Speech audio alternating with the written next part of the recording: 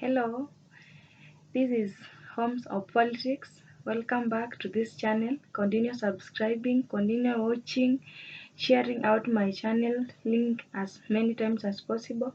Continue also to turn on your notification button so that when I upload another video like this, you don't miss out on the content.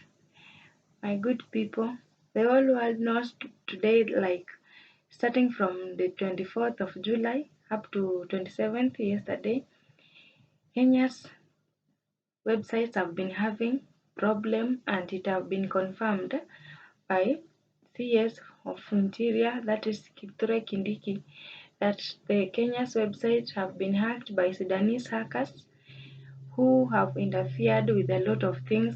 But fortunately, we thank God that the system now it is a bit functioning because it have been worked upon it and it has been restored.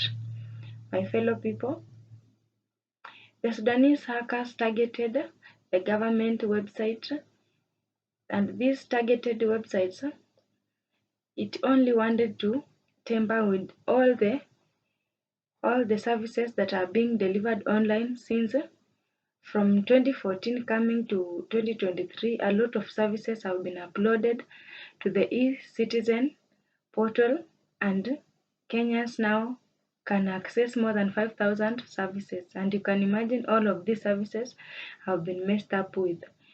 The first target was the e-citizen site, and we have several services that have been delayed. Services like the NTSA, it involved about the renewal and application of driving licenses. That one was also damaged. We also have application and renewal of birth certificates. We have issuing of marriage certificates, application and even the submission of good conduct. We also have business registrations and issuing of business licenses. All this system was messed up. So the websites that have been targeted, we have the services that have been messed up. I have mentioned them. We also have big companies of big government businesses, big firms that have been targeted. We also have examples like Safaricom. Starting from yesterday, Safaricom and mpesa was a big problem, whereby it was no feedback, no response, and the services were not even working. Some of the people who tried to send their money or buy airtime through mpesa, they experience a lot of difficulties with the Safaricom company. We also have some big firms like beverages and breweries companies like Coca-Cola. We have media houses and newsletters. These people messed up with big sources of important information, and they targeted to destroy the media houses so that the information and other secret of our nation can be accessed. So far, we have not established the extent of the damage, but we are hopeful that the restoration have been done and no more damage will be done. These Sudanese hackers have been mocking our country. They have been saying that our nation have not put proper security web buffers that can be preventing further cyber attacks, and this one has threatened our security so much because it seems like the whole nation has been exposed to risks and dangers. My fellow people, however, the demands of this hacking have not yet been made, but according to the sources that revealed about the hacking, we see the Sudanese hackers had several reasons, and these reasons are deep, and it is not something to be taken lightly because it seems like Kenya and Sudan have been having some differences, but it have not come to a limelight. We see there have been several wars that have been happening in Sudan starting from many years back. This led to the withdrawal of the government, and this country divided into two, and the country became two. One is Sudan and another one is South Sudan.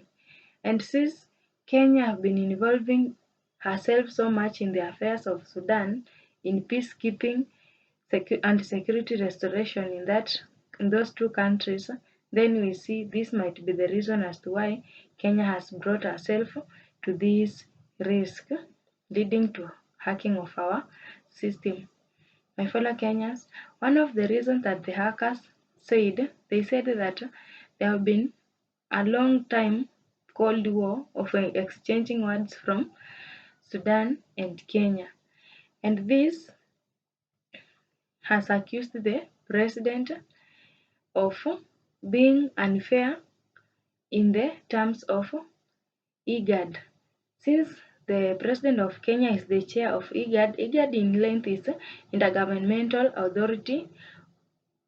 Authority on Development. So the the the Sudanese people are not comfortable with the leadership of Kenya, and they are not even confident in President William Samoei Ruto in leading them as the chair of IGAD organization. And they are claiming that if Kenya wants peace, they should replace as fast as possible the chair of IGAD, that is President William Samoei Ruto, with another president. We see several countries are under IGAD. We have Djibouti, we have Kenya, we have Sudan and many other countries, but Sudan is specifically resisting the leadership of Kenya. We also have Sudanese General Yasser al-Attah accused government of Kenya, that is President Ruto, of supporting RSF in length, Rapid Support Force, Eastern Africa troops. He says once they are deployed in Sudanese government, it is going to fight them regardless of the interest of their deployment. My good people, we all know that neighboring countries help each other to keep security and vigilant in case there is any insecurity threats.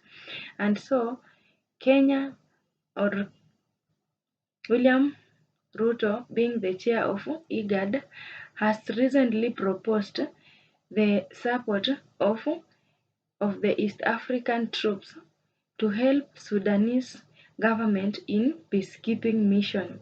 And this has seemed to be a big problem because the government of Sudan, that one is Sudan and Southern Sudan, they are not interested anymore in getting support from the other troops from Eastern Africa.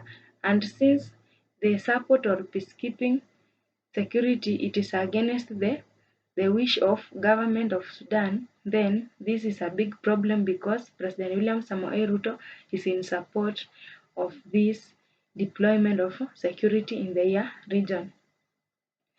They say William Ruto is meddling with Sudanese affairs because he is pretending to be keeping peace in the region, but he has personal interest or selfish interest.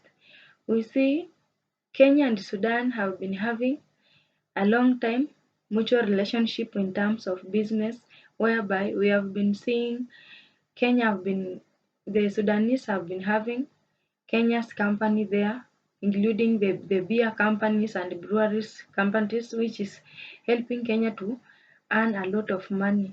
We also have South Sudan as our constant market of vegetables and fruits, and we see the government of Kenya, they are approximating the profit of more than 7 billion only by supplying the vegetables and other perishable goods in Sudan. And we see these people are claiming that the interest of Kenya or President William Samoei Ruto in Sudanese, it is not the peacekeeping intention in the region, but he has personal interest in Sudan. And so they are not pleased with these intentions because it seems that Kenya is taking an advantage of their conducive business environment in Sudan, and they are turning down this by saying Kenya has personal interest.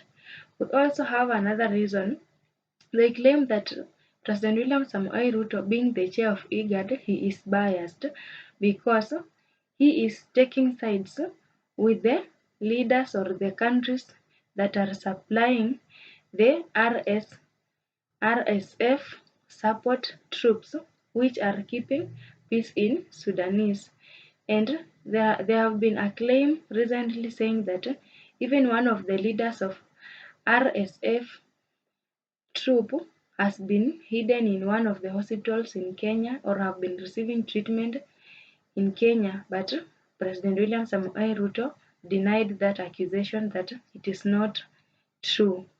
My fellow Kenyans, they also say that Kenya has not maintained its position as a neutral party in the peacekeeping or resolving the conflict between these Sudanese people.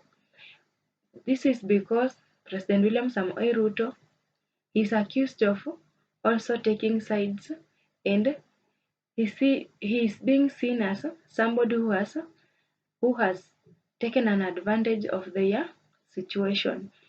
We don't know if this one is true, but they say if the chair is not replaced by another chair, then it means that he is doing something that is not right. And recently, the president of Kenya has has promised to make effort to bring these all people on a table for a talk and at least to solve their differences. This includes the civilians, then the peacekeeping troops. We also have the army soldiers, the generals, all of them, they are under a very poor or a bad condition in their relationship. We don't know if these ones will succeed, but it is upon the chair of IGAD himself to decide upon this. My good people, we see the rejection has not come very far or long time ago. Early this year, during the 15th summit in Addis Ababa, the Addis Ababa rejected President William Samoei Ruto or the Kenya's leadership because of the above reasons that I have mentioned for you. It is very unfortunate that things like this ones have been happening. It is not until the hacking offense that has revealed everything that have been happening between Sudan and Kenya.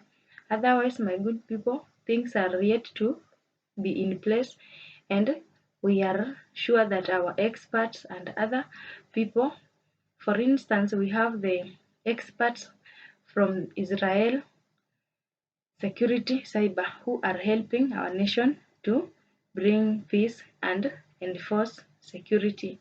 Otherwise, be sure that everything is in control. Thank you so much for watching. Please enjoy your day.